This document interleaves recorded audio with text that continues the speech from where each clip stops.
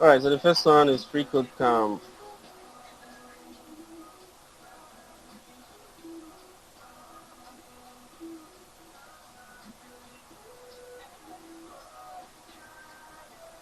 So in this blog post, we'll be walked through a real-life example that uses the concept of classes in JavaScript. So it's helpful to work with a practical use case because it's simpler to understand the concepts when you can relate them to real life. So we'll learn about classes, inheritance, abstract functions, how to use keywords such as super and extends, static keywords, and private members of classes. So for the things that we've touched before, we'll kind of move over them.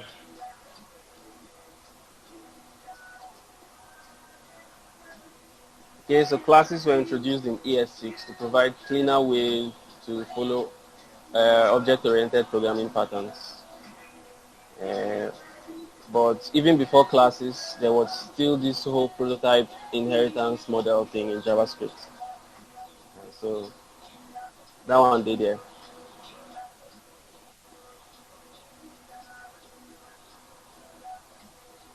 Okay. So before classes were introduced, just the constructor functions alone were used to kind of create objects. Okay, so we'd have something like this.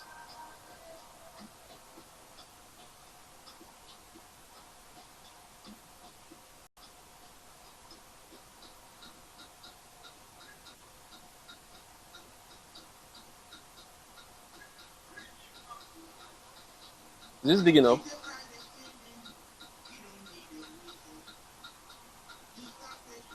A little more.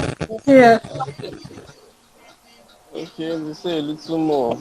Wow. Okay, I'll increase it a little more. It's very somehow to see the thing so big. It's okay. I was only teasing. Makes it trouble. Okay, class is 2.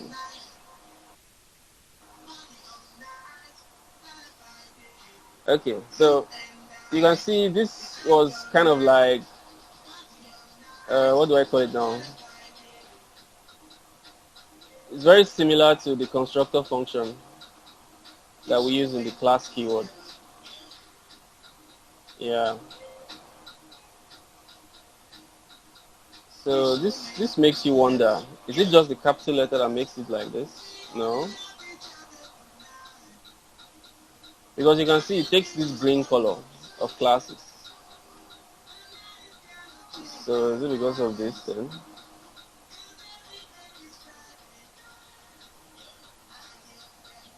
I'm coming. I want to understand why VS Code just immediately flags this as a class. Normally functions get a yellow color in VS Code, but it recognized this as a class. And I want to understand at what point it stopped looking at this as a function and started looking at it like a class.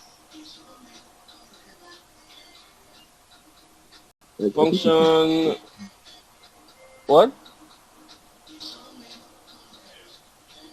I said the green Do you from name when you want this to class name from a function? Can you Yeah. name it the way you name it as in your variable name? Most of the time they don't start with capital letter now. They start with it's common case, but it's always small letter before the capital letter. Well, yeah. But then you saw I changed this P to small letter Mm. and it didn't stop You anything know, from happening. what me I'm saying It's is it still because of there's the still it's still green. this keyword that is That's inside? what I want to find out. This one now is still looking like a normal function. So What if you remove the this those this keyword? let me see. Yeah, it's this. Once you use this, it turns into a class. Once you start doing constructor things inside, it will assume it's a class and move on. So that's why. Anyway, we get the point, right? yeah, yeah. Yes. So let me start Coca and let's see what 10.1 is going to look like.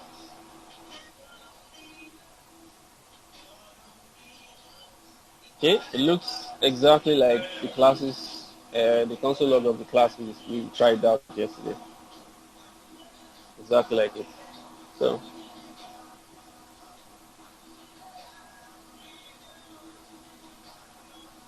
so this is kind of why they say classes are singletons. You already know about, okay, it's actually in a future class that will look at something happening inside a function, inside a single instance of a function. Mm, but anyhow, you get the point how you can create, let's say, Are you recording? yes I am. Okay. Let's say const func1 is equal to, I don't know, just taking x. Sorry, are you Even sure? if, am I what? Are you sure you're recording? I usually see one TLDV something. Really? No, it's just this. I'm recording. All right, thank you. Yeah, we're at 6 minutes. So even if we're not doing anything in this function, if you call this function one func and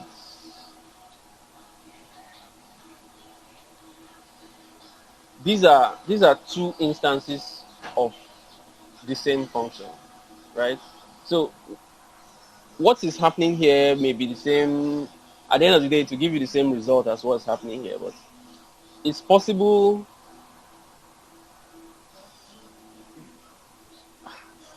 I don't want to do much of that stuff that we're doing in the other class. In one of the future classes, should be either next week Saturday or Sunday.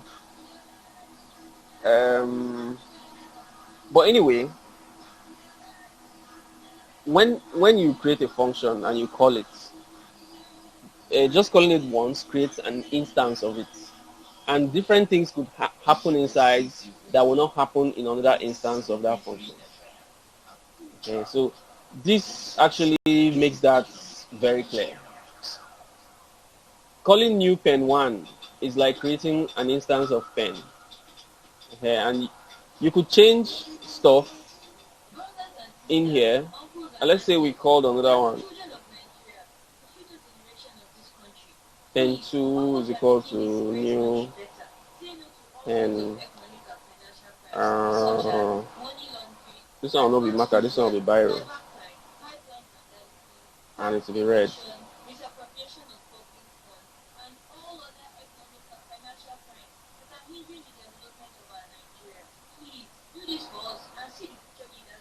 And the price will be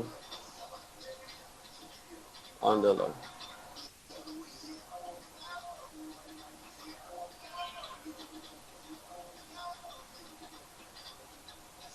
Okay, so we could, adjust pen1 and say pen1 can have something else. What else can a biro have?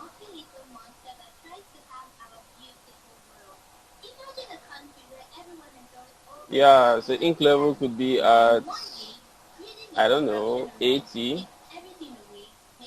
So you can see how this is an instance of a function, but we've adjusted it over here. Anyhow, I don't know.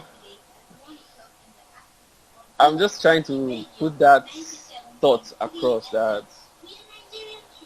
whether it's classes, whether you using the class keyword to create objects from it, or using just the constructor function, just kind of like this. Either way, you are creating instances of a blueprint. Okay, and you can make any changes to any instance of the blueprint as you feel like. The instances become like different things entirely, just like how human beings have the same blueprints but end up going to do different things. I mean, somebody somewhere is a saint and somebody somewhere is Hitler. That kind of thing. So anyway, let's move on. So the code above shows a pen constructor that has name, color, and price properties. Yeah, we use the new keyword with the pen constructor, just like a class, to create a new object, pen1. Say we wanted to add a new function to the pen constructor. To do this, we need to add the function into the prototype property of pen. Okay.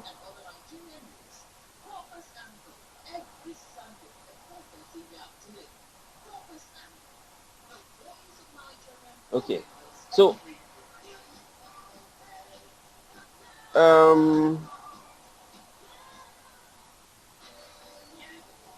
while this was a class, or rather when we're looking at using the class keyword to create a class, adding a method to objects created from this class was very simple. You just had to write it in here.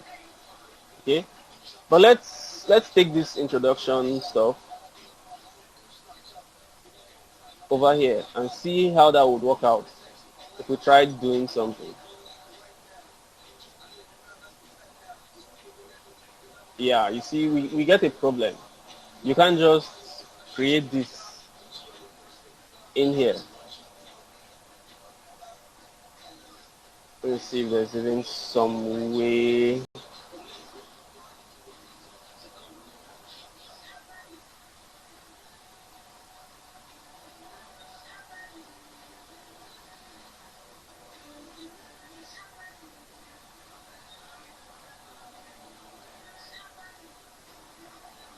Okay, I'm curious to see how this will work out. So this dot name, let's say this is a red biro. This is a color name.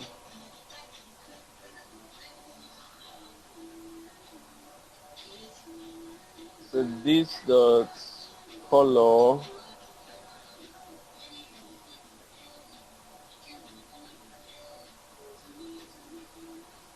is the name.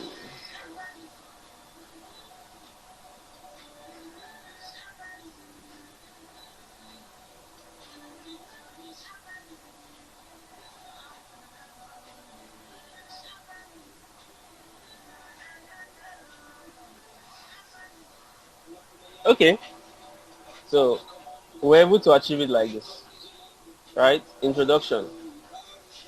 You just like kind of attach it, bind it to this, just like we binded these properties. So this during introduction is equal to this function that does this. Alternatively, we could, let's try another function. What other function would we want to add now?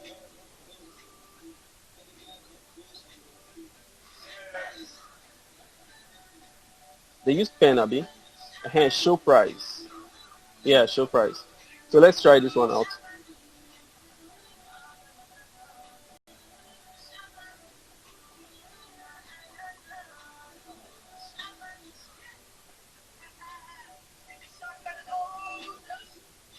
Okay. So after creating pen, you go to pen's prototype and add this property to it. So this says the price of biro is price. Or sorry, the price of the name of that pen is this.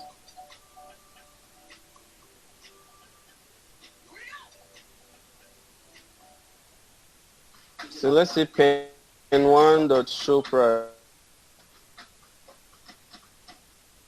So log in here. Sorry. Let me make it return instead.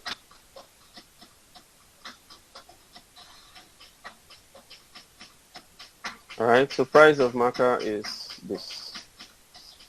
So these are two ways. Well, if you are using this class, this function way of creating classes, the old way, you could bind the function to the class, or you could adjust its prototype.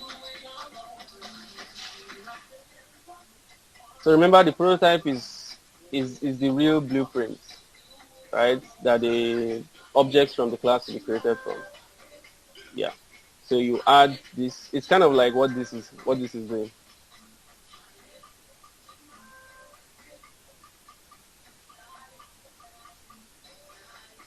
Well,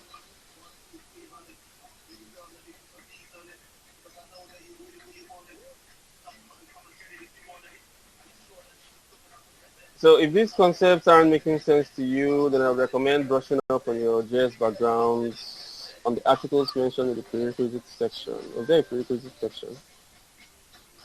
Oh, prerequisites. And there was class diagrams, context diagrams and container diagrams, knowledge of OOPs, introduction to prototypal inheritance and prototype chaining, introduction to constructor functions in JS. Hmm.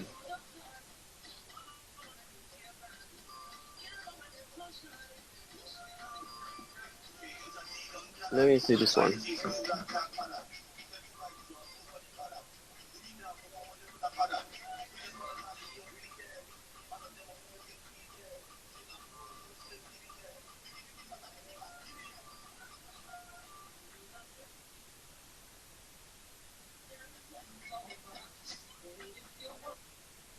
So there's really a lot.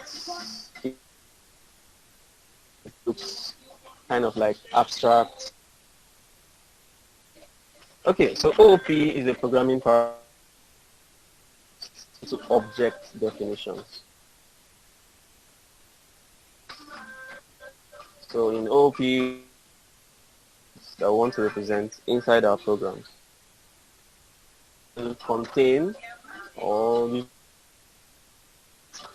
related information stored in the object. So some behaviors of the real life object we are modeling. Okay. So JavaScript is very unique, weird, powerful programming language. So OOP JavaScript uses prototypal inheritance. Here we find JavaScript making popular a concept that is in many ways better than what is already in use in other places. The classical inheritance involves writing classes. So these are blueprints of objects to be created. Classes can inherit from classes and can create subclasses. So this method is solid, battle tested, but it has a downside. One of the downsides of classical inheritance is that it can get very verbose and you can end up with a huge mass of collection of and trees of objects that interact. It's very hard to figure out what's going on even if you use good practice. Plus, you would have to learn a lot of intimidating keywords like friend, protected, blah, blah, blah.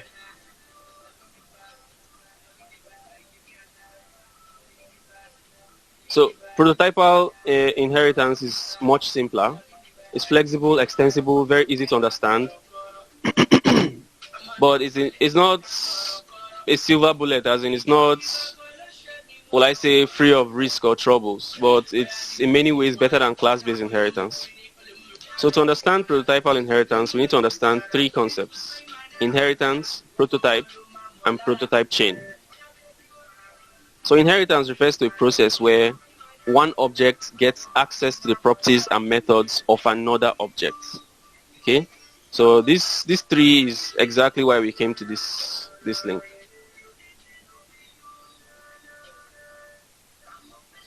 Okay, so remember in OOP we use objects to model real-world things that we want to represent inside our programs. So for example, we have this Apple Incorporated. It has a name, it has a logo, an operating system. It has this method to turn it on and a method to turn it off.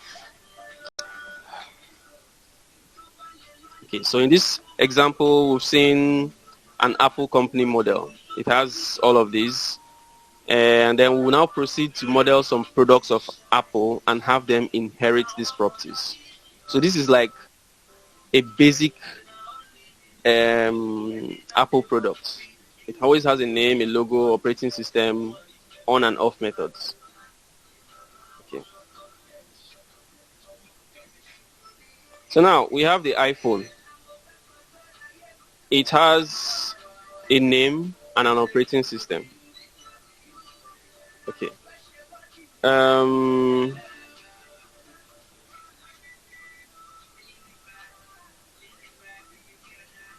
Okay. Okay, I think we should copy this and try it out. This iPhone object was created just like that. It just has name and operating system. Okay, but if we now try and adjust the prototype to Apple Incorporated, we'll find out that it would also have this on method and this off method. Just like that. Just because the prototype has changed, it will now inherit properties that were inside this object. So that's great.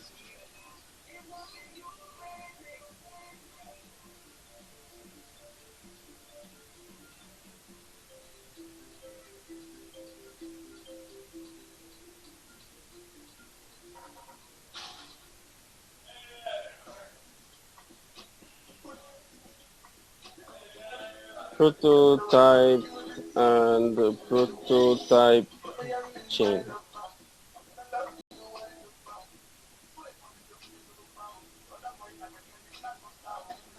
So yeah, we had iPhone, just iPhone and operating system.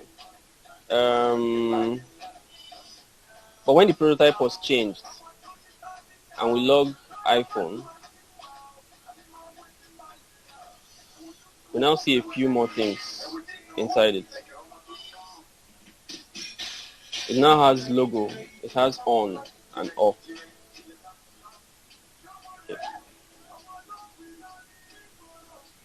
Okay. This is just showing that inheritance kind of thing.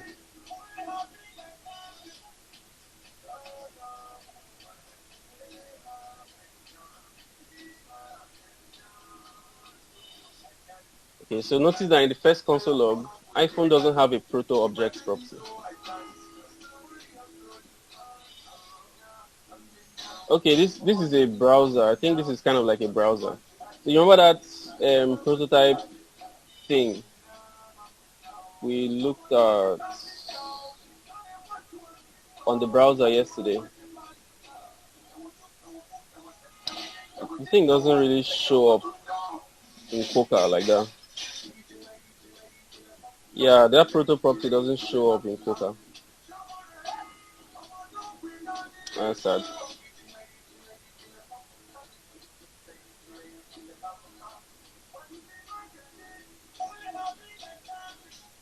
Okay, so they're just reminding us that this is just for demonstration purposes. Don't set your object prototype like. Somehow we can call the on and off methods from our iPhone, but they are not originally there. Okay, I noticed we call, so I need to change this to return. That's why we're getting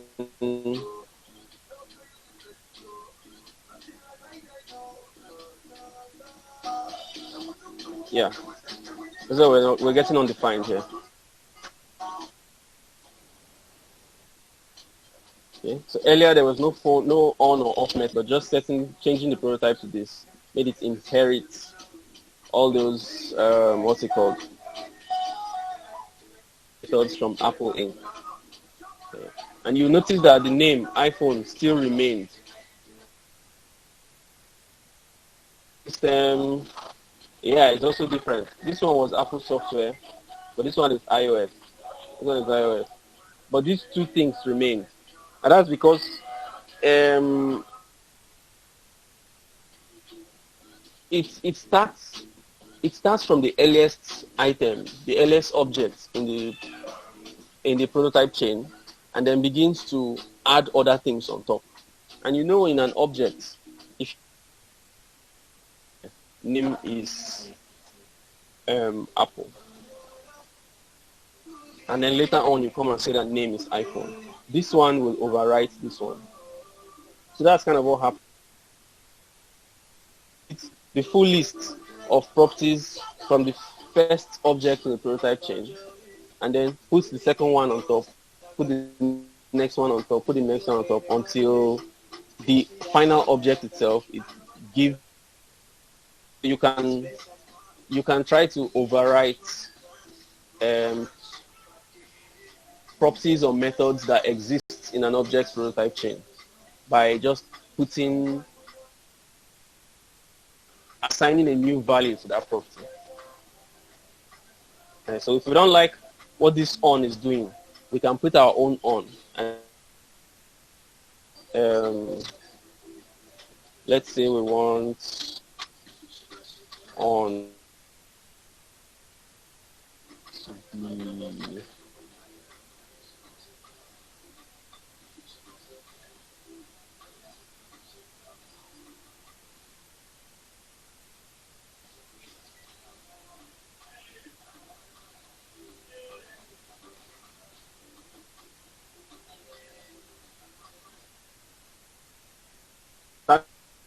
starting Siri and turning on your whatever device, and that's what happens.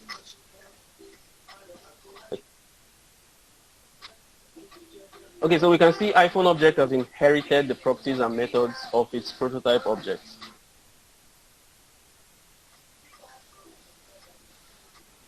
Okay, they are defining prototype object. Prototype object is an object from which another object, the name,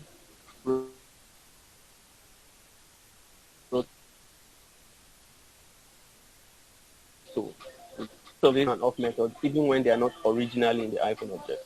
This is because JavaScript holds a reference, the prototype of the iPhone object.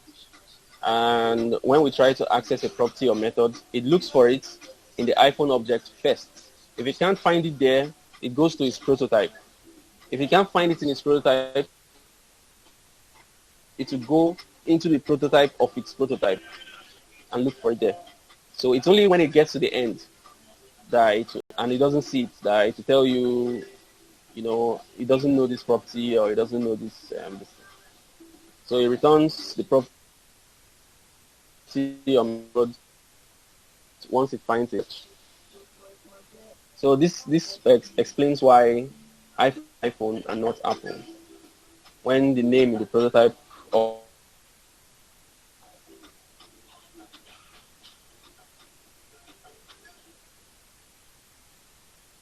okay, so they are continuing. A prototype can have its own prototype. So the app its own prototype, which can in turn have its own prototype, and the process can go on like that. So that it's called the prototype chain. Okay. And always the prototype chain ends in what? Can you remember that from the last class?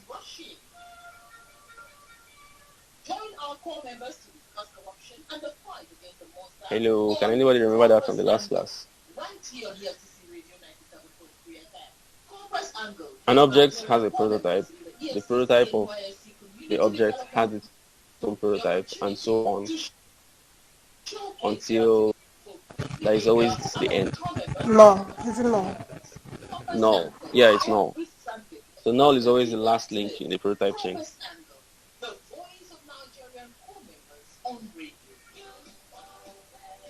Okay, so exposing this keyword. Okay, so you might be surprised by this title, but I see an opening in this post deal a little on the this keyword, which has a reputation of being confusing. Okay, so once again we're looking at this example. So from our code, we understood that we are able to call the on and off methods from the iPhone object because of JavaScript's prototypal inheritance. But why does this work correctly? What they're asking is, this on method is using this.name, and it belongs to Apple Inc., the object Apple Inc. But after making the prototype of iPhone to Apple Inc., after setting the prototype of iPhone to Apple Inc., we tried using iPhone.on, and this.name ended up being iPhone. It didn't take the name from Apple Inc. It took the name from iPhone. So which means this is, I don't know, should we call it kind of flexible in this case? Here it was used in the Apple Inc. object, but when it's used here, the this becomes iPhone.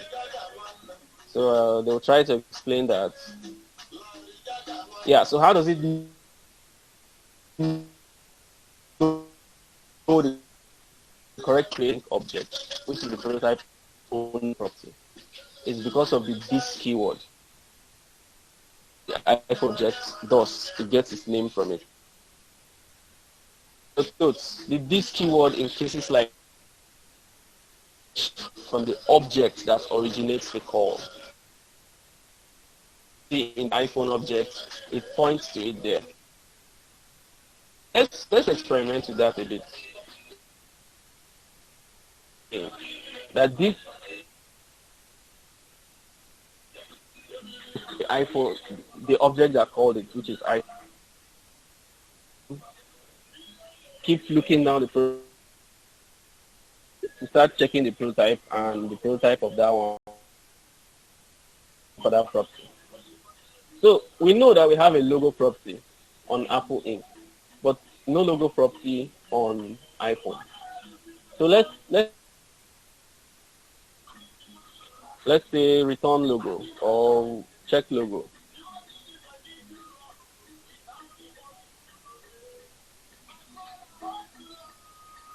Okay, no comma. And this one is just going to return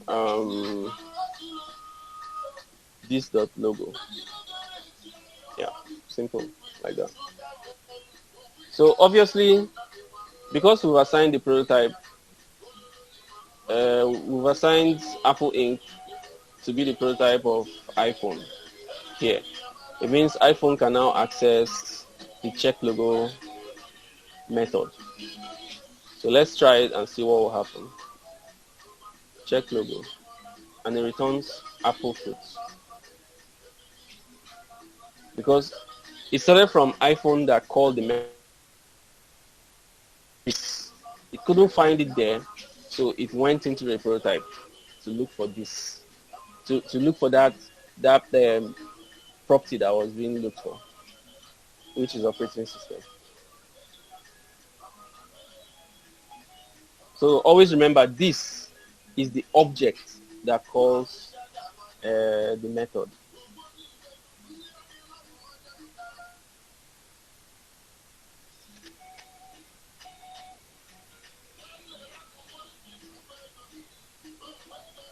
Yeah, so hold on to the above rule of thumb. The this keyword starts its search from the object that originates the call. Okay, so help further understand the behavior of this. So let name be equal to Brendan Ike.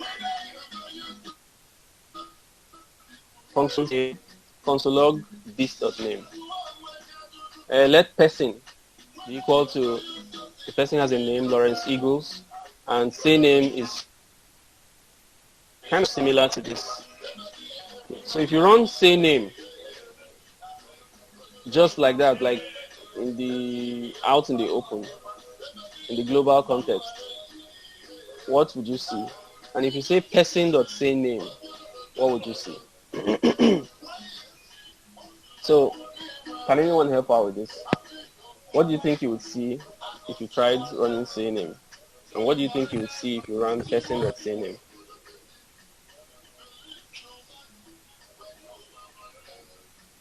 I think Jane answered the last one, so we'll ask someone else.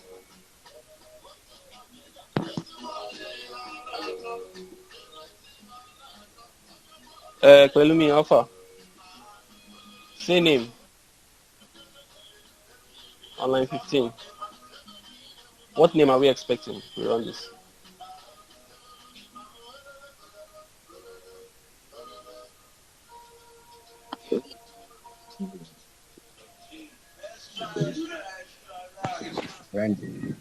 Brendan Ike. Brendan Ike. Okay. And Josephine, what name would we see if we run person.say name?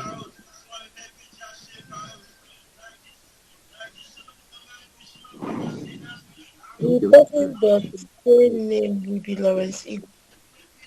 Okay, Lawrence Eagles. All right. Okay. Is there a third one? Okay. No, is this undefined? That was confusing me. I don't know why we're saying this. Anyway, yes, say name did return Brendan Ike because that's the name in the global context. And person.say name returned Lawrence Eagle. Okay, so from the results, we can see that when you use the this keyword in a function, it points to the global object. But when you use it in a method, a function inside an object, it points to that object. Okay. So out of curiosity, I don't know if I can adjust this code.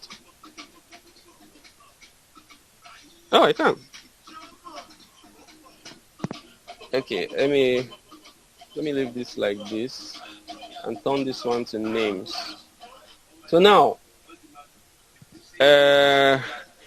goodness, line 16, if we run this, what would line 16 give us?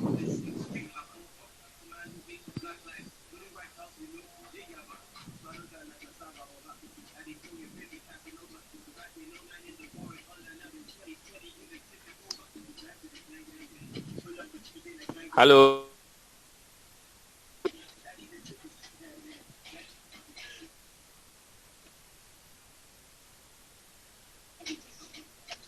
You can write it in the chat.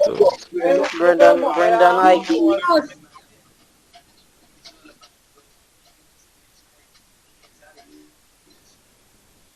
Goodness sake, Brendan Ike.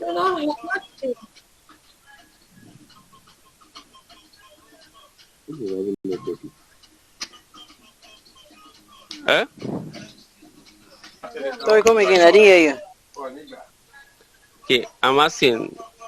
Goodness says this will be Brendan Ike. Person.say name will be Brendan Ike. No, it wasn't me that said it. It wasn't you that said it. Yeah, Okay, so what's your answer? I said I'm lost. You are lost. Yes. Okay. What we are saying about this, the this keyword, is that it points to the object that called it. And if you're,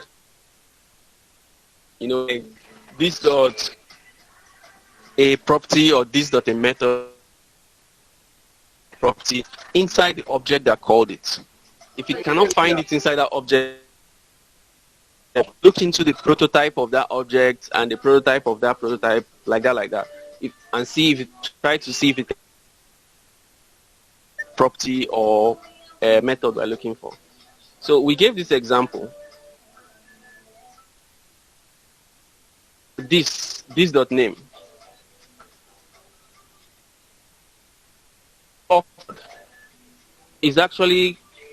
was actually created, right? It wasn't created in iPhone.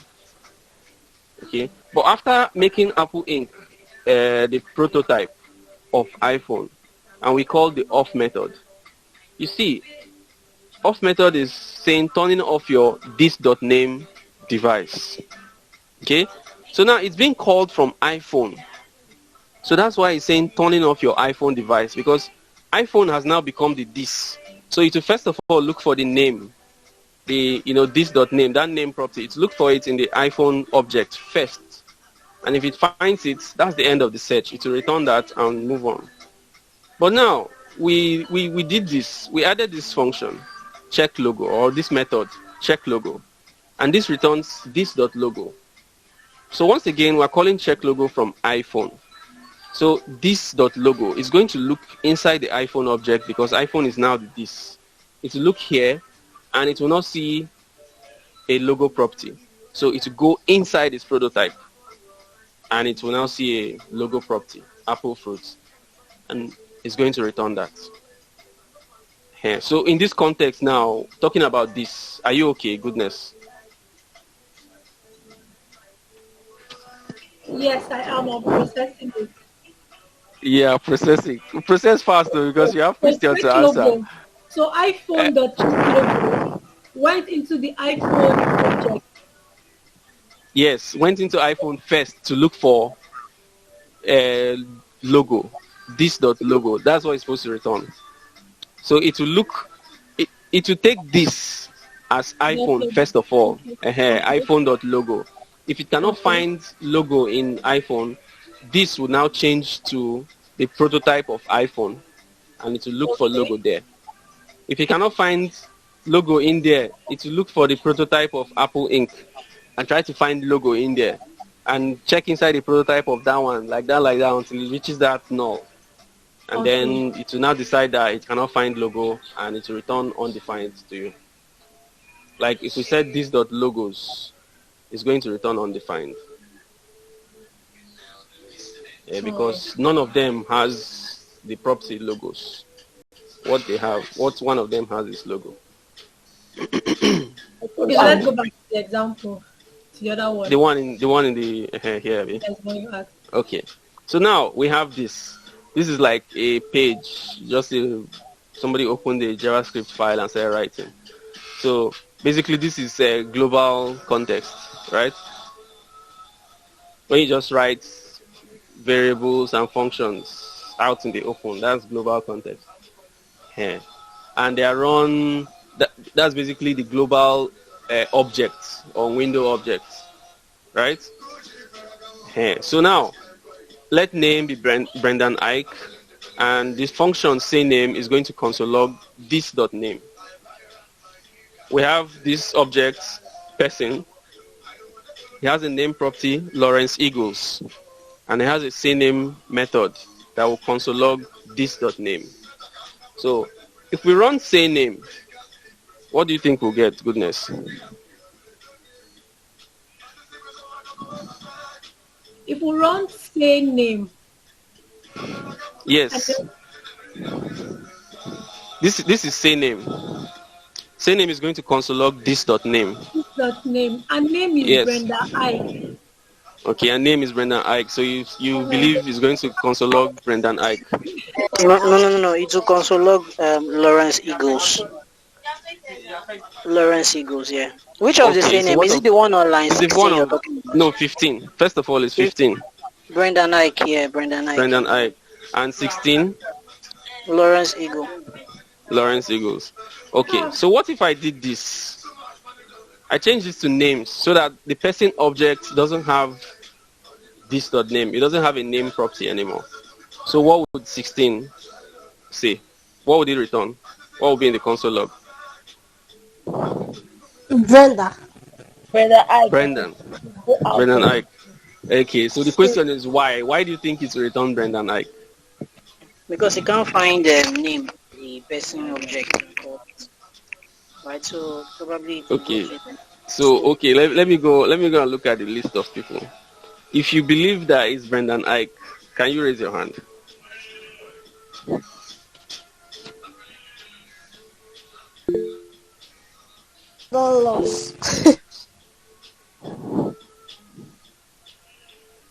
Only 2 people. Only 2 people. Okay, so the rest of you, what do you believe? Okay, 3 people. The rest of you, what do you believe the answer will be? If it's not Brendan Ike, then what would it be? I didn't get the question.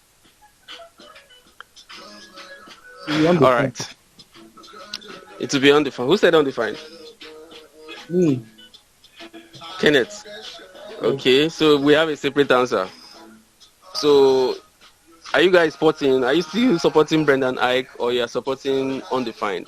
Let me go over the thing again for the person that didn't get the question. We have name, Brendan Ike, in the global object. We have the function say name, again, in the global object. And this function is going to console log this.name. Now we have an object person, and there is this property name inside it, Lawrence Eagles, and a method say name, which will console log this.name. Okay, so remember, the rule of thumb with this is that this is, first of all, the object that called that method. Okay, so now that we call say name, we agreed that it's Brendan Ike that will show up, because, I mean, this is called from the global object. So this is the global object, and the name property in the global object has Brendan Ike as its value. So we call person.sayName. Now person object is calling sayName, so it becomes this in this line. This.name becomes this becomes person, and so it's going to return Lawrence Eagles. So what if I basically remove the name property from this person object, and we have names instead of name? So basically there's no longer any name property in the person object. If we run person.sayName, what will be in the console log? I believe everyone understands the question now. So we have two answers: Brendan Ike and undefined. Yeah, this one because You think is what? I think it will be undefined. Yeah. Okay, still think it's beyond defined. Okay, you guys can put down your hands. You don't think what? It will be Brother Ike. To be Brendan Ike. Okay, let's run it and see.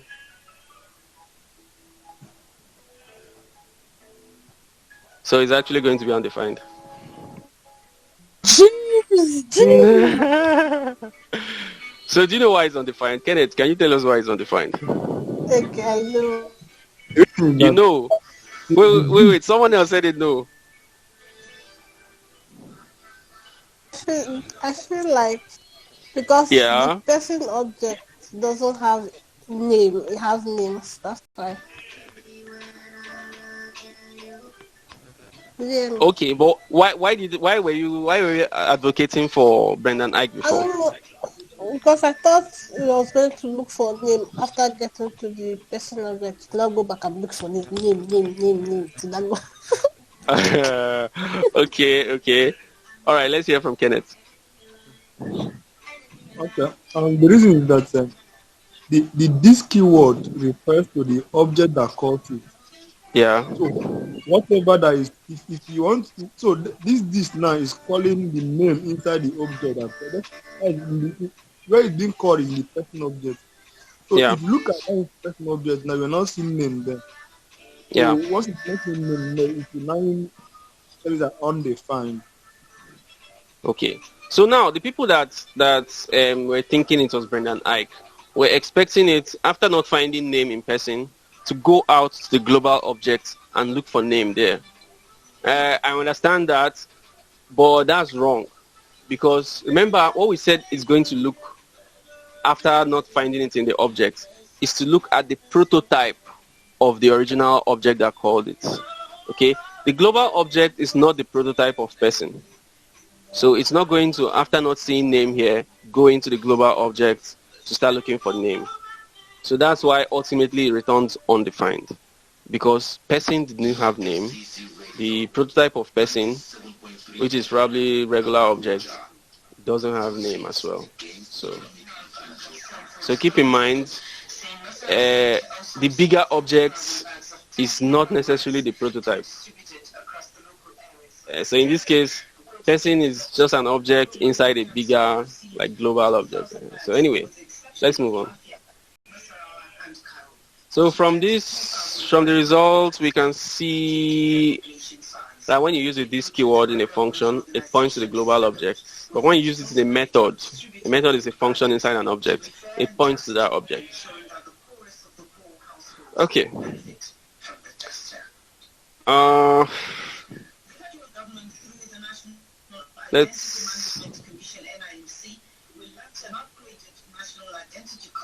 Okay. So there's another example. So we have company. Is it from your end that you are getting the background? Okay, let me reduce that. All right. Just a moment.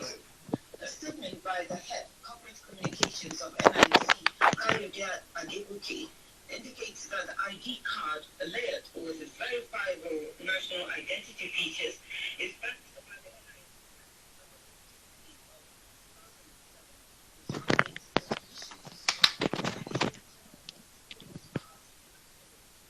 Hello.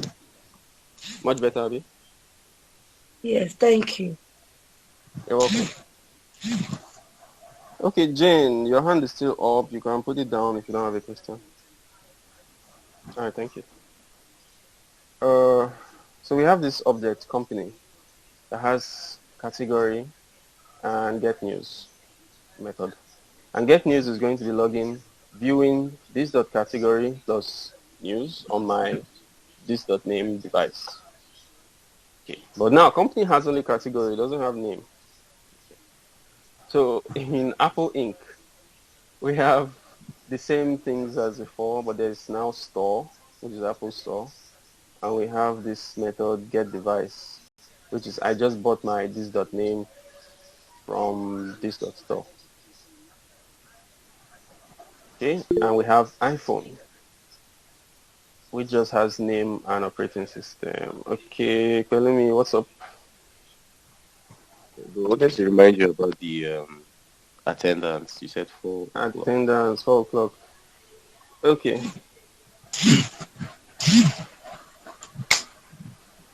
Just give me a little while.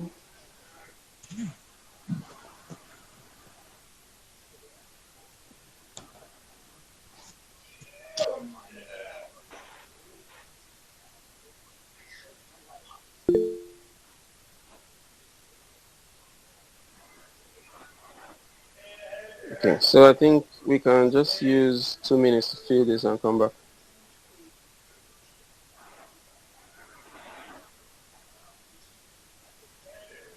I have a question, please.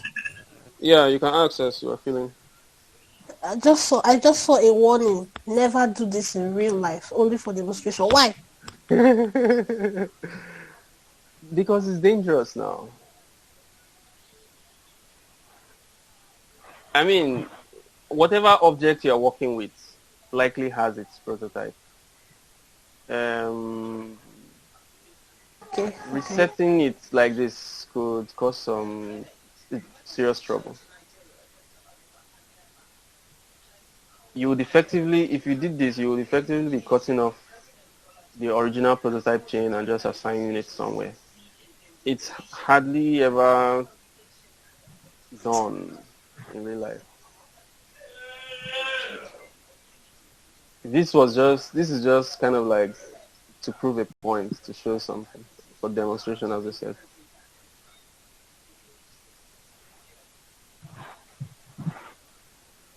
Anyway, you guys should feel this is 407. So by 409 we continue. You've all seen the form, right? Form? Yes, there's a form in the chat. Attendance form, fill it. Let's continue.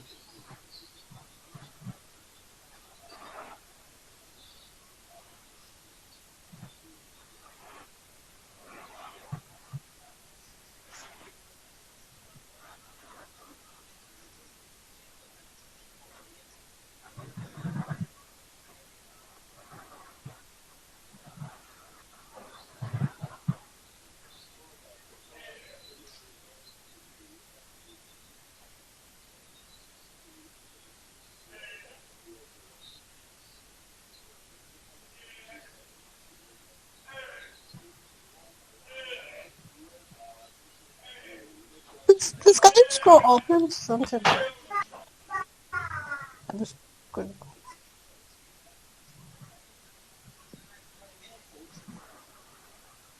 Have you seen what you want to see?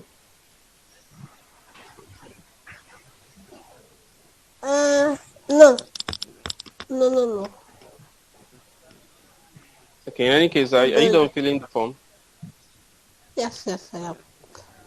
Like the How first about line, everyone else? like one. Okay, I've seen it. Field. Fields. Okay, anyone who has not finished filling? Nobody. All right, so we continue then. Okay, so we have these three objects. We have company, we have Apple Inc., and iPhone. So now we set the prototype of Apple Inc. to company and set the prototype of iPhone to Apple Inc.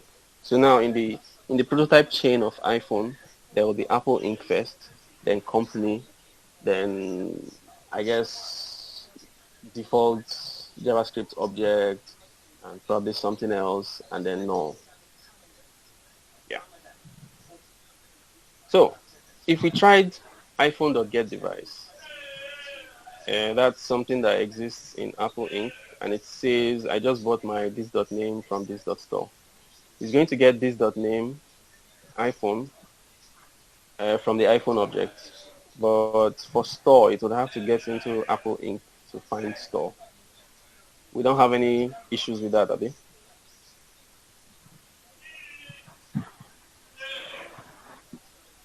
No issues. Yeah. So that's just because of what we talked about. I want to understand something. This Yeah. the prototype. Yeah.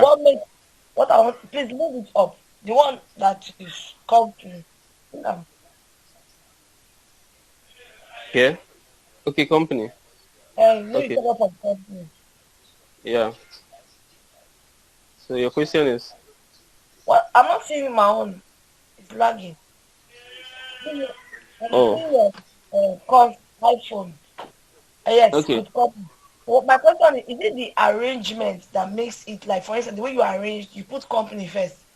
Apple Inc. is not a prototype of company. Then iPhone is not a prototype of Apple Inc. Is it the arrangement that makes it like that? No. I'm Let's not. copy this into here.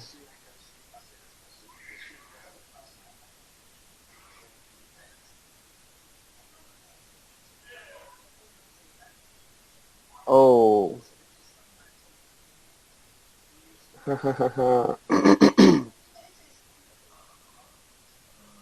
Okay, we're having a problem because Apple Inc. has been created before. And So just put what I'll do is I'll copy store and get device because these two were not in the original one. Uh-huh.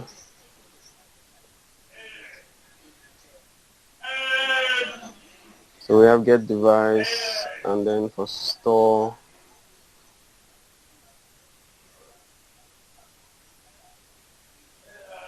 Apple Store. So I'm going to delete. Even iPhone 7 is going to cry. Okay, we'll call that one iPhone 2. So I'm going to remove Apple Inc. from here. Yeah, iPhone, let's call this.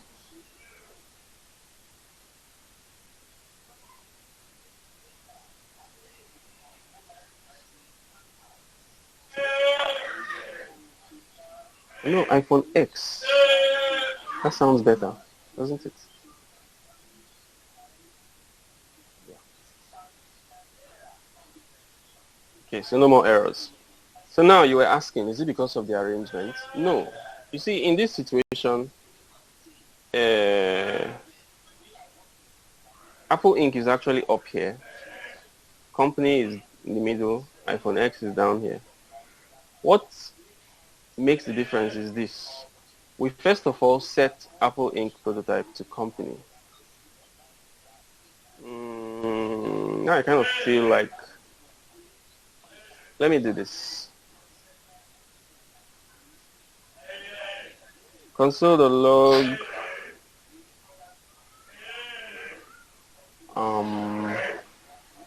iPhone X. Yes. So I'm going to go into index.html and link this file 15.2. Okay, and go live. It's very easy to see the prototype chain in the browser.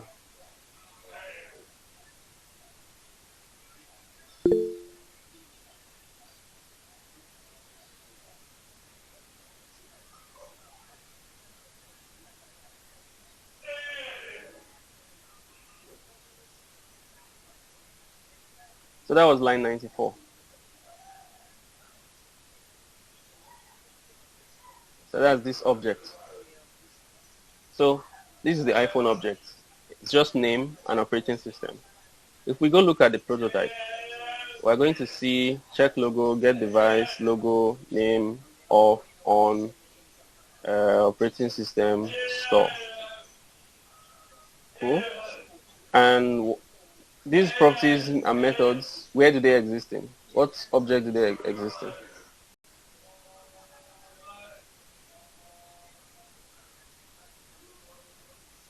Hello, people. Bashi, are you raising your hand to answer that, or you're raising your hand for something else? Set prototype. Okay, Check well, it belongs logo, to get device. Apple Inc. So if you remember, we set iPhone X prototype to Apple Inc. And Apple Inc. is the one that has all those things. It has get device, check logo, on, off, name, logo, operating system, and store. Okay, and that's what we see here. Now, if you check the prototype of that Apple Inc., this is what you see: category and get news. And these two, where are they from? What object are they from?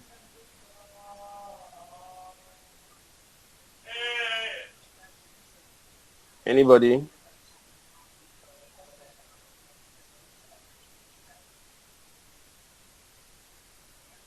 Your question.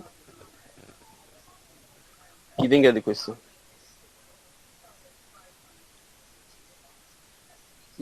Company. Exactly, company. We logged the iPhone X object and we saw this. We look in the prototype of iPhone X, we see this. This is the Apple Inc. object. We'll see the company object. And then if you look into that, you just see this is like default object. And if you look into that one too, you see like defaults.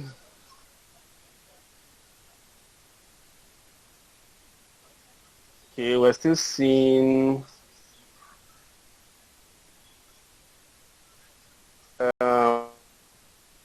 what's it called? Apple Inc.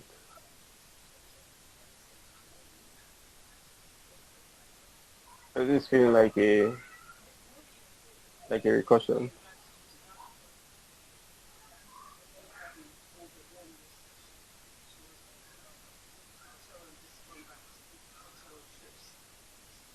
So that's the first thing you need to set it.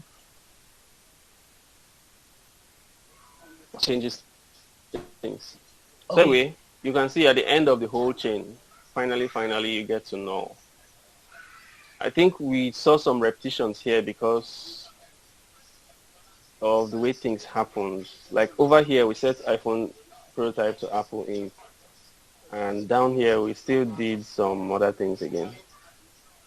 So I think that's part of why there were some repetitions in there. Anyway, that's all that. We've seen that it was not because of the order that made the prototype chain go from company to Apple Inc. to iPhone. It's because it was set like this on this line 90 and 91.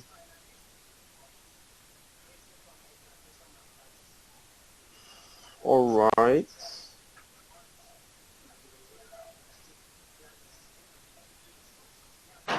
Okay, so they're still kind of trying to say more of the same.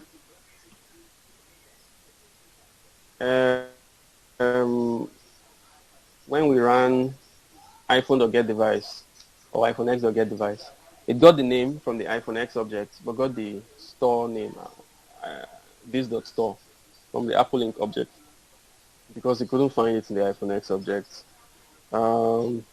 Just more of this. I'm looking for where they say something different. Yeah, nothing really different. So let's look at this. JavaScript object, the prototype of all prototypes. So when I said the JavaScript engine looks in an object for a property, and if it cannot find it, it keeps going down the prototype chain, you might have wondered what will be the last prototype. We've already done this. So yeah, this is the default JavaScript. So if you look in, you notice some familiar names like type of The constructor is a prototype of all data. I think this is the separate way.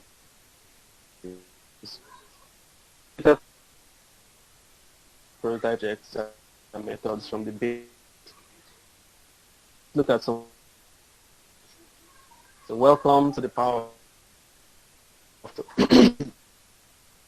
you have already seen how flexible, extensible, and how easily object using prototypal inheritance. So we're asked to run this. We have a simple array as an empty array. It's an empty function that does nothing, simple string. And we're to look at their prototypes.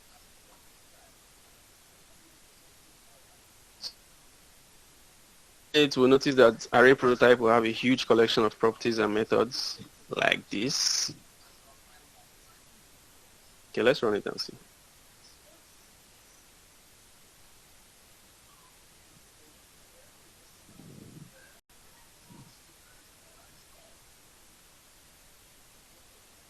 We have this long list of all the array methods, property like length. Is that the end? Oh, it's a picture. Okay.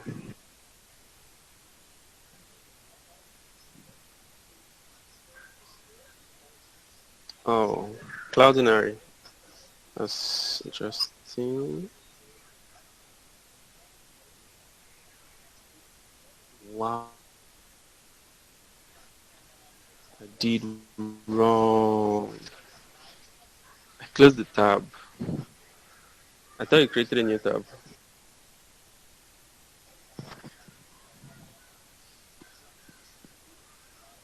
Sorry, we need to find our way back down there.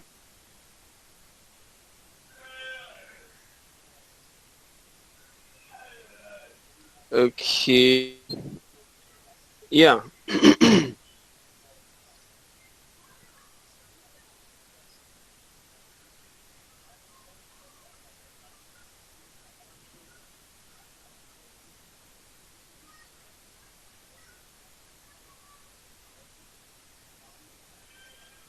Okay, so notice some familiar names. Yeah, all those array methods we know of. So these are methods we use every day in JavaScript when we implement our own array. They all sit in the array prototype object. So think of how much hassle it would be if we have to write out all these properties and methods every time we create an array in our program. So the next one was what? The next one was a simple function. Yeah, it was a function. So function prototype has apply, bind, call, constructor, name, to string. That's that. So that's the function prototype. And then string prototype should just have a bunch of string, what do they call it? String methods.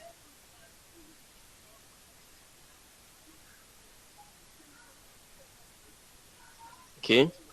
So if we now went a step further, right, and looked for the prototype of these three prototypes we've seen, so like prototype of array, prototype of function, prototype of string, what would we see?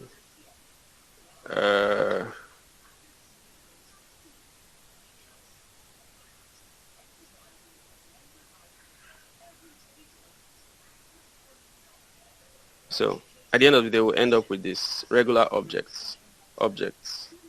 Everything is an object at the when you get down to the bottom of things. So this prototypal inheritance is what helps us, see things differently in JavaScript.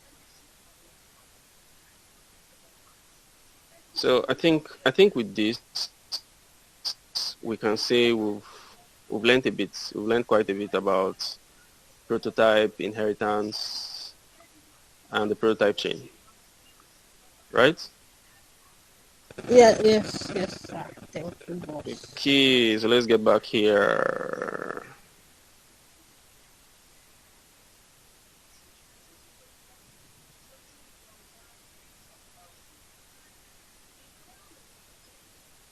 Hmm. Okay. So this was where we were at first. We looked at this pen constructor and we added a function, a method to its prototype. And that method was available to pen 1. So is an issue of inheritance. Because show price exists in its prototype, if we try to call show price from pen 1, it will not see show price in pen 1, but it will see it in its prototype and it will use it from there. Okay, so looking at the above code, we can say we have done what we wanted to do, which is add a show price function to the constructor pen. But you can see that it's not that readable. Well, I can't see that it's not that readable compared to C++ or Java because I don't know how those look. But all the same, okay. So now I think even though we're able to do this, like we can now run introduction and show price from pen 1. There are there's a difference between the way we added the show price method and the way we added the introduction method. Can anybody point out that difference? Introduction was added, inside the pen constructor. Meanwhile, show price is added to the prototype of pen constructor. The difference, it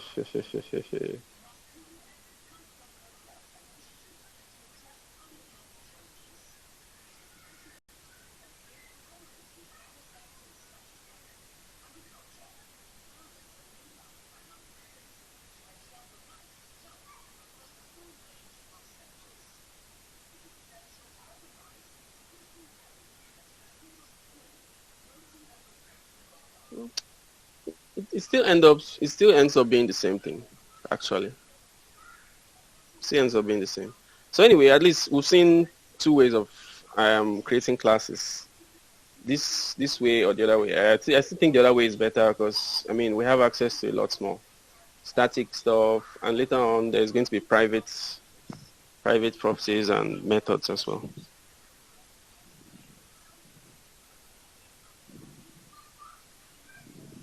Okay, so we can recreate the example above with the class keyword, and it will look like this. We have with the constructor function in it, and then show price, and this just looks nicer. So we've achieved the same results, but with much cleaner syntax. Blah blah blah. So use case description. The context, container, and classes diagrams drawn in this blog post don't exactly follow the conventions of the above diagrams. These were approximated diagrams to help us understand the concepts in general.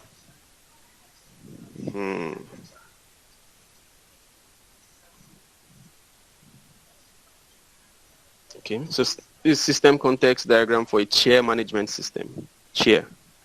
So we have the shopkeeper, we have the stock interface, the software system, and we have the chair management system. So the shopkeeper views updates on the stock portal, and the chair management system provides information to the stock portal. So from the above diagram, there are 3 main components to it. The shopkeeper is going to interact with our system. The interface allows the shopkeeper to view or modify chair information present in the inventory. And the chair management system will allow the interface to fetch or modify the required details requested by the shopkeeper. This is looking like it will be somehow.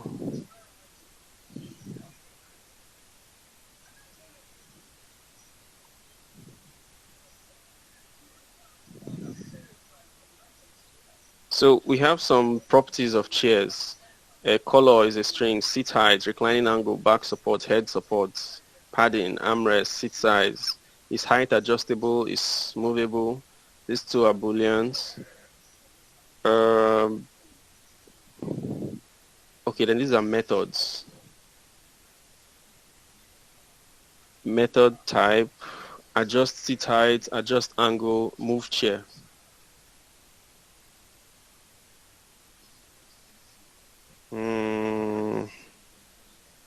So if we add one component called chair, since it's a class, it will have its own attributes, properties, and behavior methods.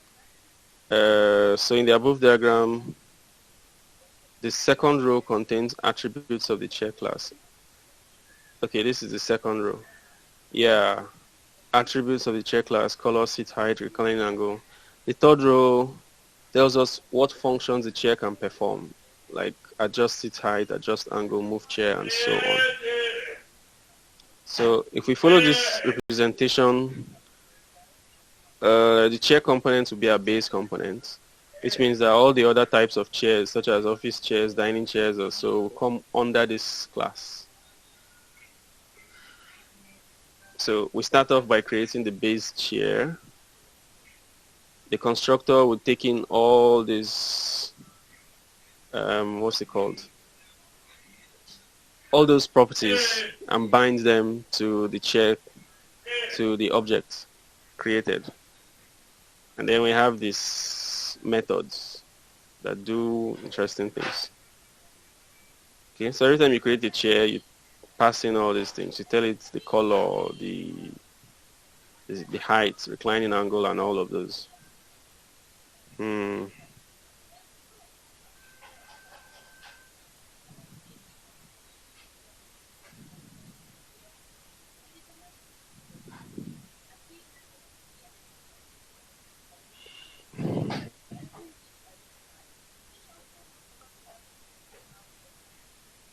Okay.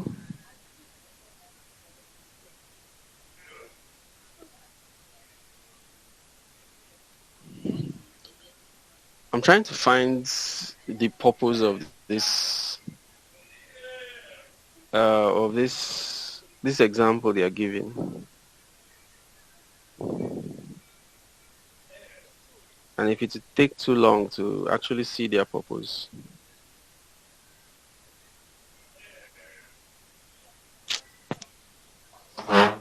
It feels troublesome. It feels like it's just going to be long, and I would have preferred a shorter example. So I think we're just going to continue. Do you have experience with Java? No, I don't. No, it's better explain this. I have a question. No, I get what they are doing. I'm just like, it's too long. It's not a short example. Yeah, your question. There was one part in the code where you were trying to, if you write them inside the constructor, Yeah. you wrote name, then you now change it to another name again. Then you now said that one will override the other one. I think that piece I got lost.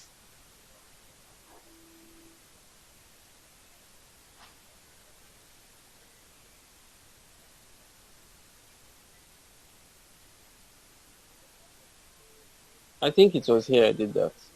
I was just saying that. Do you remember if it was here?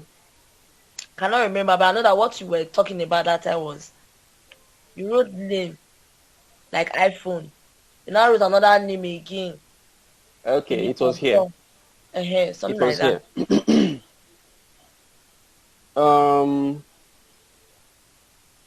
What I was explaining was that you see on line 69, we set iPhone's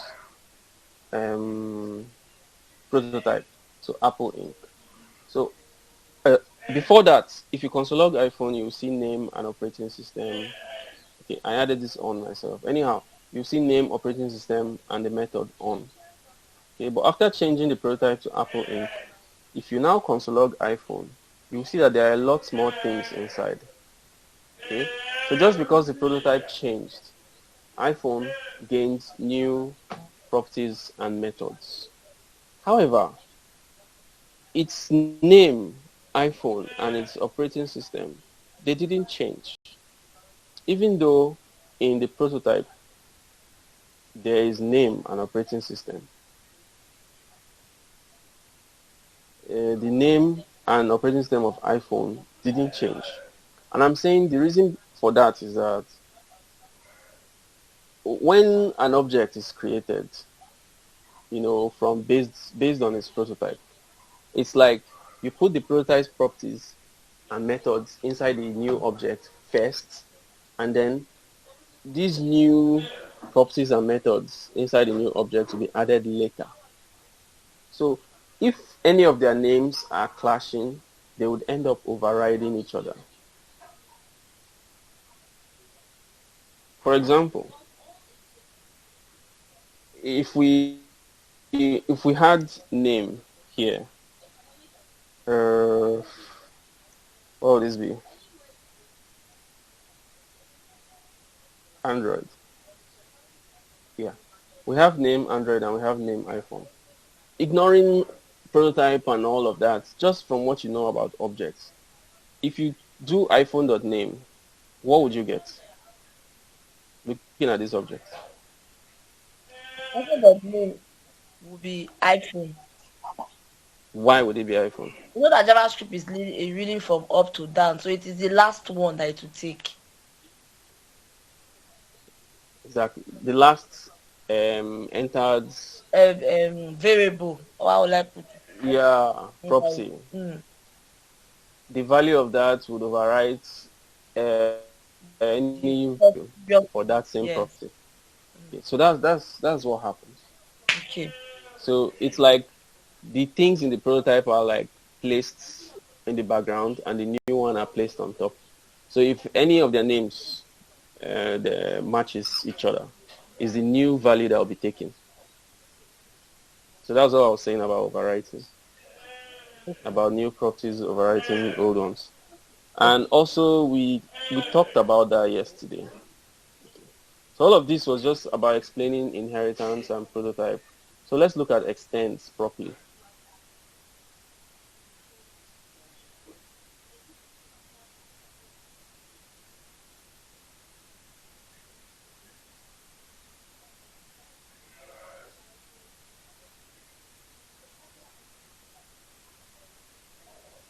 If we created the class coders then members and assumed, everybody has a name, a stack, and affiliation if you're a coders then member.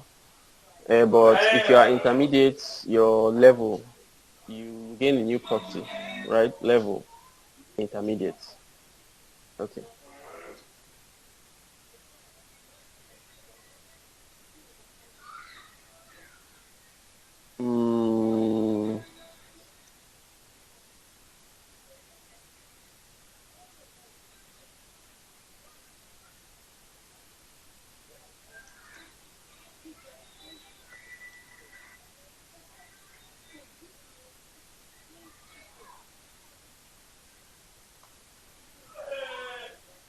So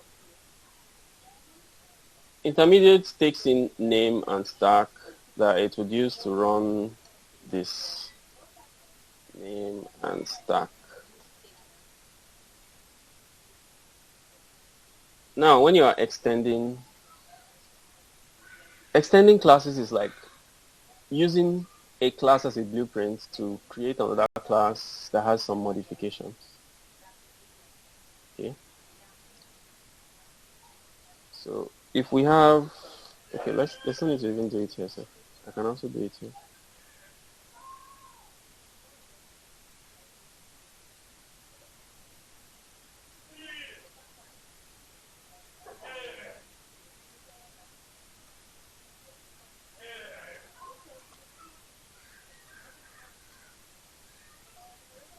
So Kenneth to have HTML, and you have HTML and JS. Okay. So if we tried login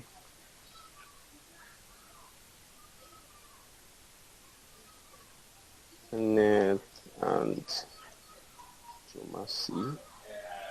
Yeah. Let's go look at this on the browser. First of all, no, let's look at it first before the explanation.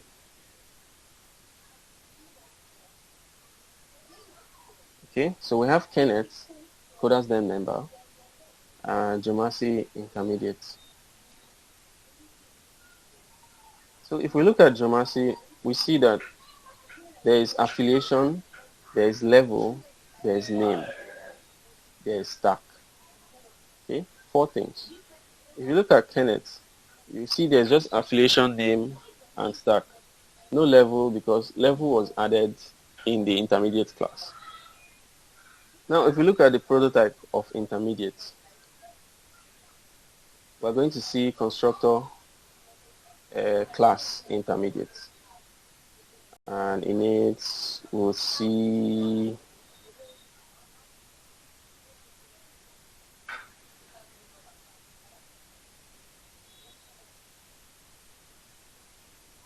the name,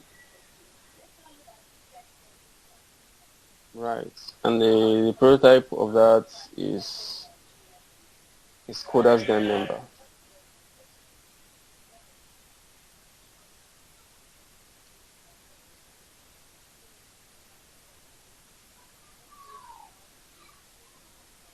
Anyhow, this was the main thing I wanted, right? Inside this object that was created from the intermediate class, if you check the prototype, you will see that Coders Then member is there. So basically, it's the prototype of the object is the intermediate class, and the prototype of that is the Coders Then member class. Okay. So there is this operator. We've seen typeof, right? Typeof is used to check, or rather get the data type of any data, any variable or something in JavaScript, right?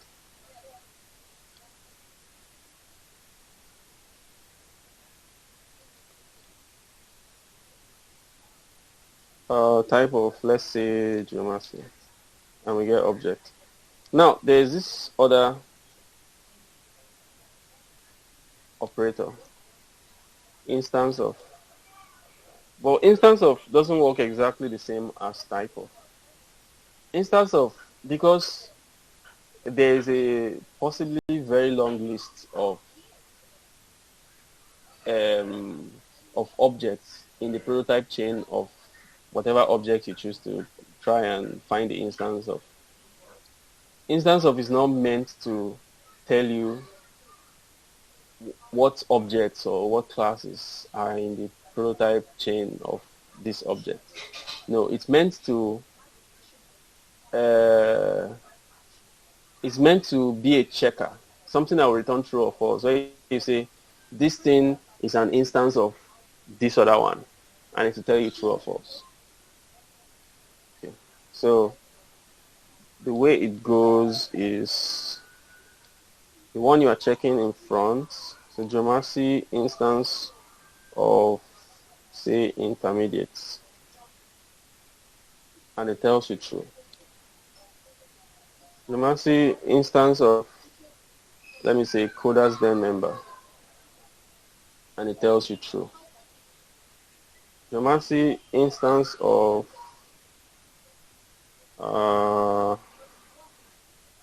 Apple Inc. Okay. It only checks classes, apparently.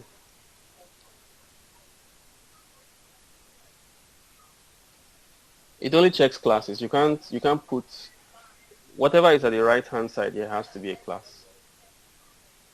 Do we have another class here? Pen. Yeah, let's try pen.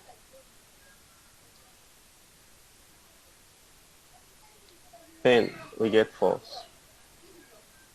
So this is how the instance of operator is used. So anyhow, when new classes are made from already existing classes and adjustments are made, both classes will exist in the prototype chain of any objects created from the newer class. Okay. So now this one, super, is is a kind of super constructor that would run any constructor up in the prototype chain. Is just going to run that inside the constructor of the new class. Please say that again, please. Whenever you extend classes, whenever you try to create a class from another class, you first of all use this syntax. Class, the new class extends the old class. And as usual, there will be a constructor function in there. And the first thing you do in that constructor function is to call super. When you call super, you can pass in whatever variables you want to pass to it. And it's going to run the constructors of what you are extending.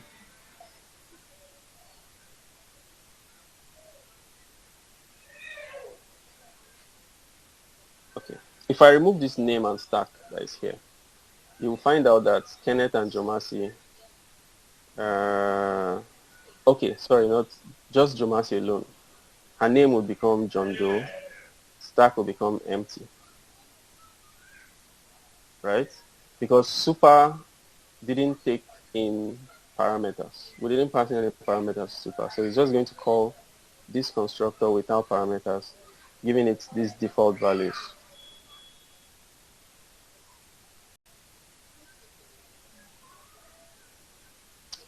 There's a quietness that is disturbing. Yeah, it's okay. So what you're trying to say is the super keyword gives it the ability to change its own constructor, right? Not really change its own constructor. It gives it the ability to call the constructor function of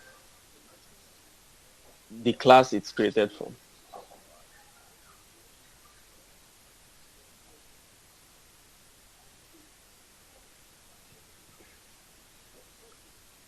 Okay. Coders, this one is normal, right? There are no issues with this one. When we created Kenneth and we passed in this and this, there were no issues, right? But calling intermediates now is like calling Coders then member and then adding something on top. Okay, so this super is a way to access the constructor function of the earlier of the class that this new class is created from. And this is a very important line. Without this line, we'll get issues. That you must call super before accessing this or deriving from or returning from derived constructor. Because this one is created from this. It's kind of like an instance of this.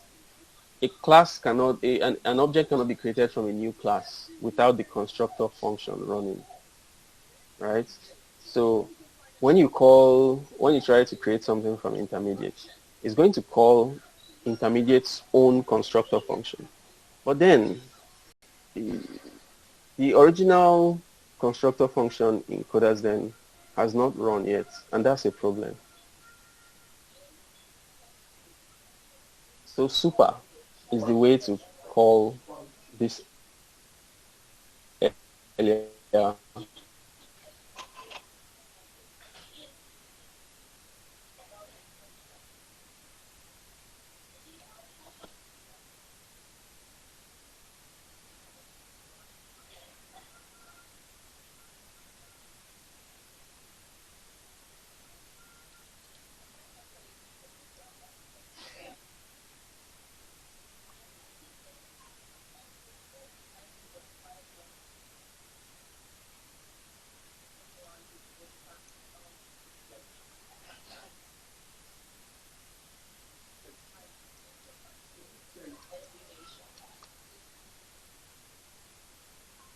What do we call this now?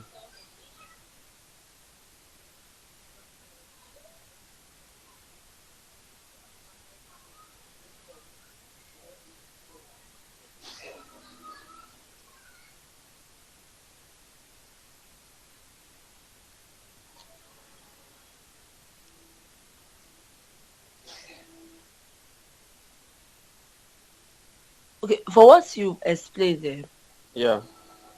what I got is that if you can actually create a new class from another class, A new class. Yes, you can. and if I'm not correct, then you correct me. But this is my line of thought. Yeah. You can create a new class from another class, and you can even add more properties in the new class. But what will Yes. make that new class to have the properties of the old class you are creating it from? You have to put that super keyword. Exactly. That's just what I got from the explanation. Are we on the same page? Yeah. Hopefully, adding this one would make it clearer.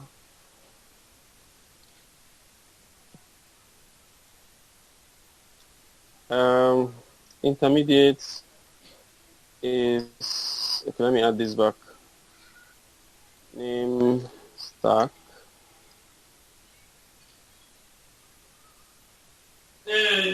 So language. Let's just say this is JS.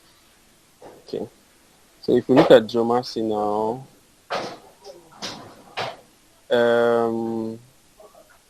name, stack, affiliation.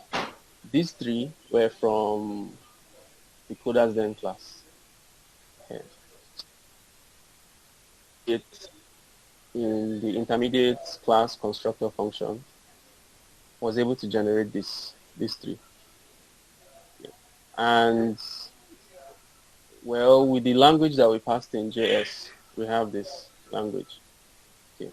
So let's add one more level to it. Let's have one more person. So const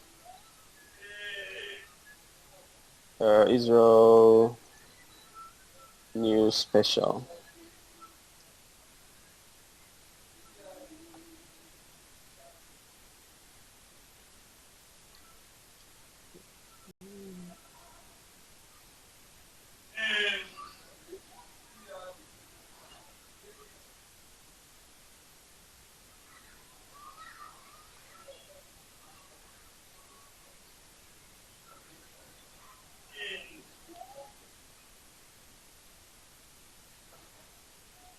Add Israel to this. So once again, we see name stack affiliation from the Coders Then class. We see language, we see level, we see award. So this one calls super with these three, with this plenty of, actually I shouldn't have passed award. Just these three. So it calls super. This super, what it does is to call this function. You can see name stack language, constructor, name stack language. So this super is basically just calling this constructor. Inside here, this one is going to call the constructor for the earlier Coders Then member constructor function. Essentially, super is just you calling the constructor function of this class you are extending. Sorry, can I ask a question? Yeah. So in that your constructor, this thing, if you remove name stack language, because that constructor is for this extended class, right? So if you remove name stack and language, from what line?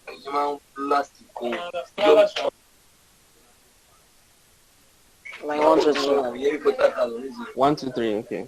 So 1 to 2. 1 to 2. No. 1 to 2. 1 to 2. 1 to 2. Okay, I remove stack and language.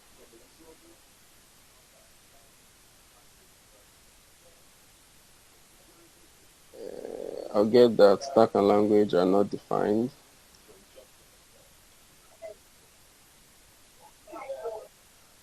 Okay.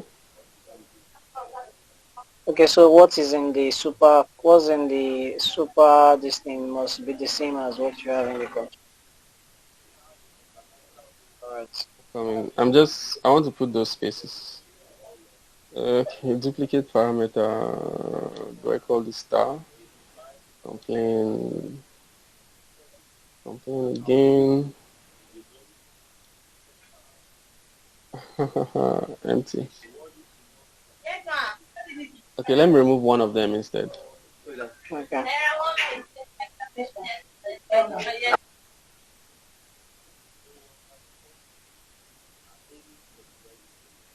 Mm.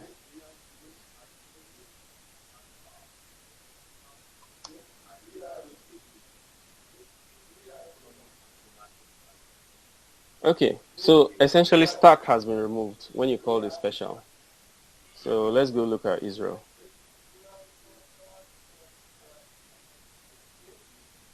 Israel has the default stack. Okay, because in this place, I feel like doing something.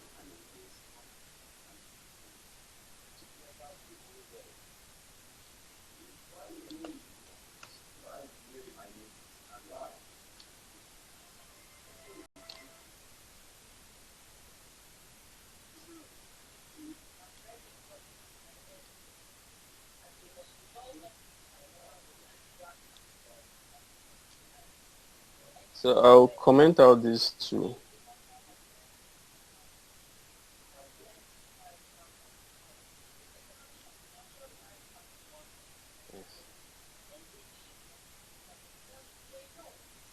Okay.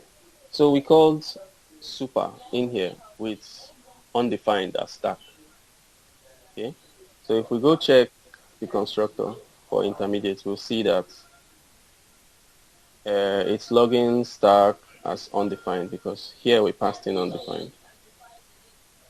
The same thing with here. Because undefined was passed in, the stack is the default, is showing the default value. So calling super here is just calling this constructor inside this class you are extending. And if that one calls super, it's again calling the constructor function inside the class it's extending. So this can be helpful in the sense that,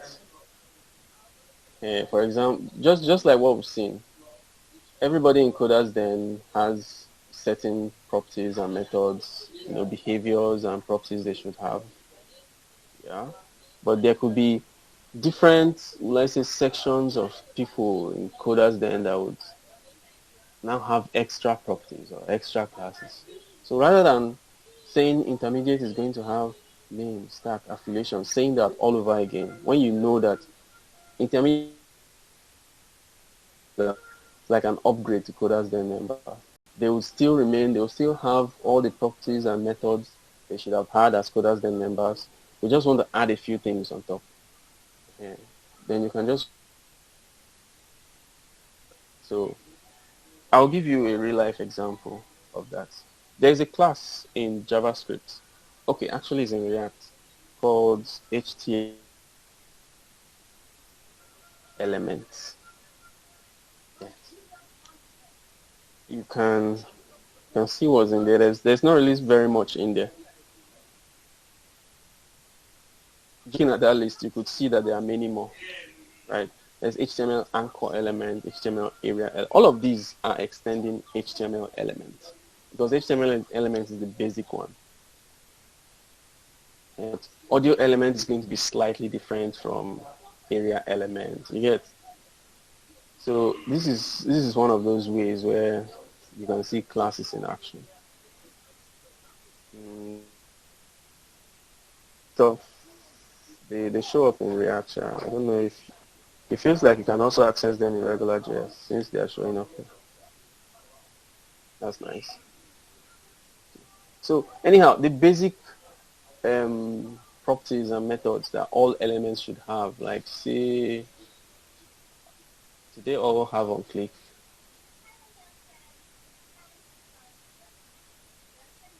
ID, class, right, or class name. So those kind of things now will be inside HTML elements. But when you go to, say, HTML input element, you will now see extra things like disabled or placeholder. You know, placeholder exists in input, but it shouldn't exist in button. You get, so we get slight differences like that. Anyway, that's that for classes. Sorry. Okay. Yeah? Sorry. What I was actually saying the other time, I think you hinted on it, but can you just go up a little bit to that line 1 to 2?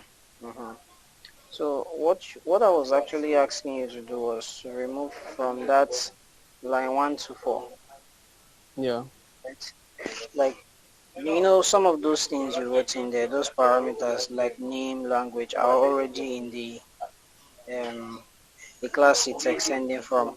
So Yeah. if we choose to omit those things that are already in that original class, would we still have access? Would we still be able to what's it called now? Modify those properties for this extended class? Will we still have those properties on this extended class? That's what I'm asking. Okay. The constructor function basically describes what you can pass into the instance when you create it. Okay. So if you say nothing, assuming you remove everything, you leave only a word. First of all, that means you can't pass anything into the super function because you are not expecting it from your constructor. Here, you are not expecting it. So it means you're not passing anything to super. Okay, I get it. So that's why the list just got longer. Here in understand. the constructor, we just had name and stack. Here we have name, stack, and language. Here we had name, stack, language, award. Because you are still going to fill in those blanks for earlier things. So you need to collect everything at this point.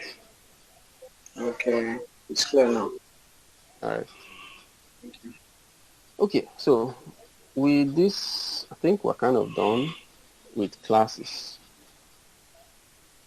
Some other things you may need to find out, as you work with JavaScript. But this is, I don't know, it's a bit more than just a basic introduction to classes. The thing is that it's actually kind of hard to see a situation to use classes, especially as a budding, I don't know, front-end developer or even back-end stuff. It's actually when you get deeper into it, you see better code bases, you now start seeing classes in there. But it's still very helpful to know some things about classes. For example, this instance was a very big help to me of recent. Firebase they store their timestamps in a very interesting kind of way. Sorry. Kogi, you said something. Yeah. There's something in React you said. I didn't get to yet. Let's work next. Okay, now I was just giving an example of classes. I don't know if you can hear me. You said something.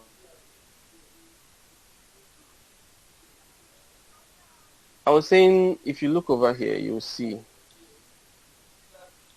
there is HTML elements, and then there are now, let's say, special elements in here, like all the other elements. There's div, map, blah, blah, blah. This one is the original class that was created. And all these other ones are just extended from HTML elements. So those basic things that every HTML element should have, like say ID or class, these are things that are common to all the elements. And they would be here. Then for things that are special to some elements, like I gave the example of input element having a placeholder attribute. Or of course, buttons shouldn't have that.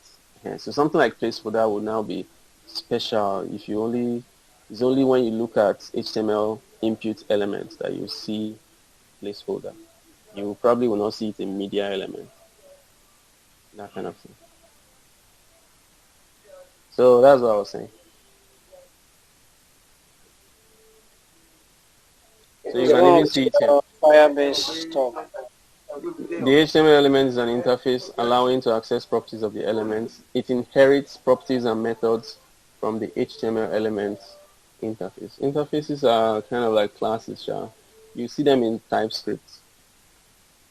They basically just be saying these are the expected properties and methods inside any objects that have this type, that have this. Yeah.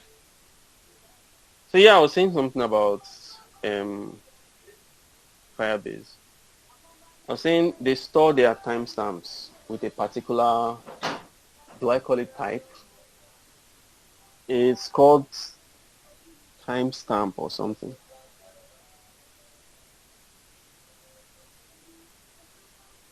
It won't show up here. It's usually Firebase was imported. I will see it. So timestamps, they are very funny. The way the thing is, they can be either field value or something else, or timestamp. It was very annoying. If you try to save a timestamp, you'd see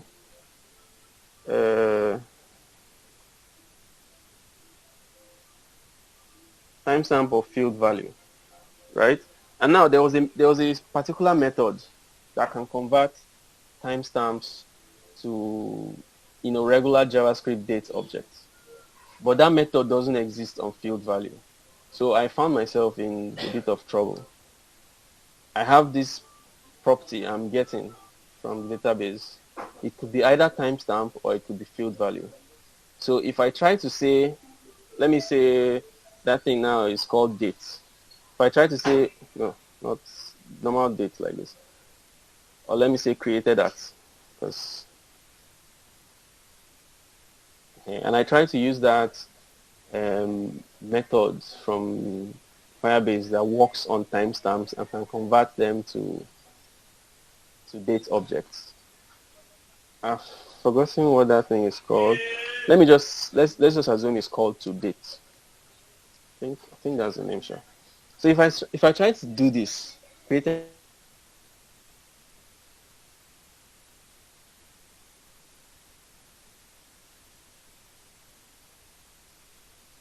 does exist on timestamp, but it doesn't exist on field value.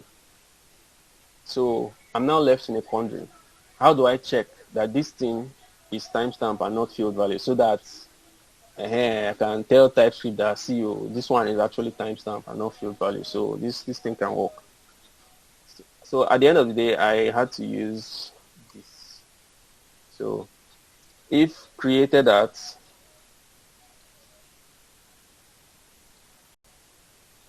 instance of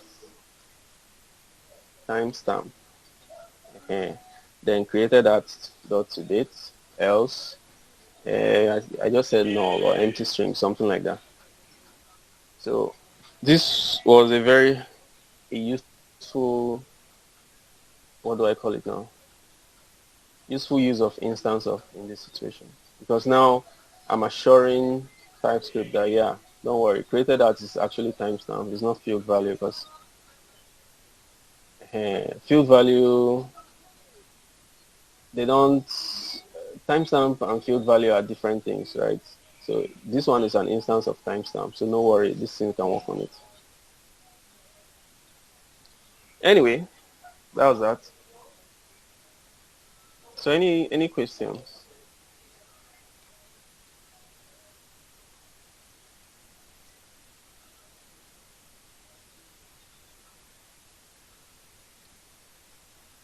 Yeah, any question?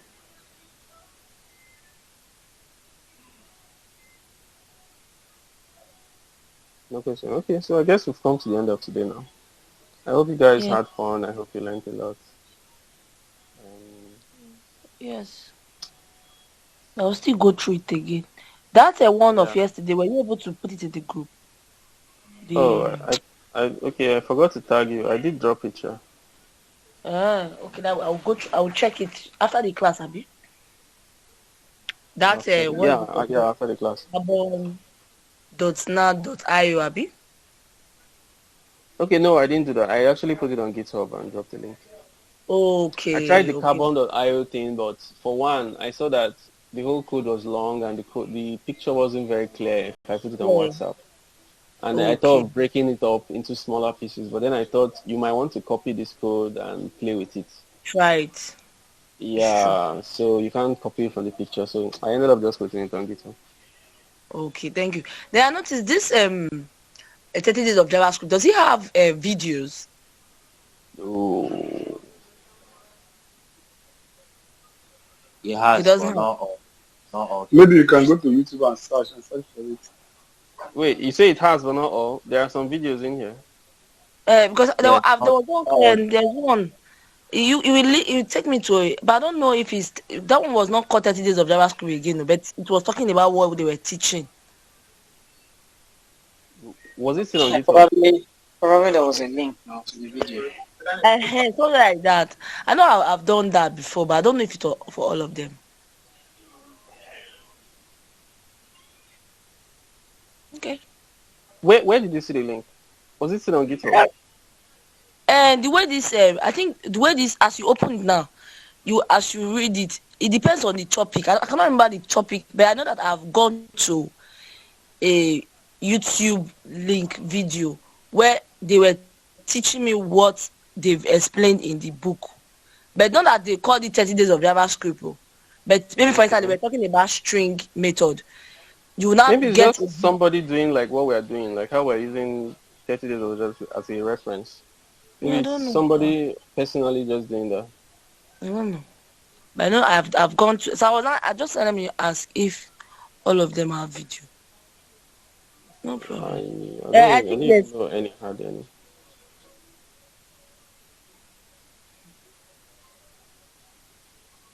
Okay. Well, we're getting closer and closer to the end.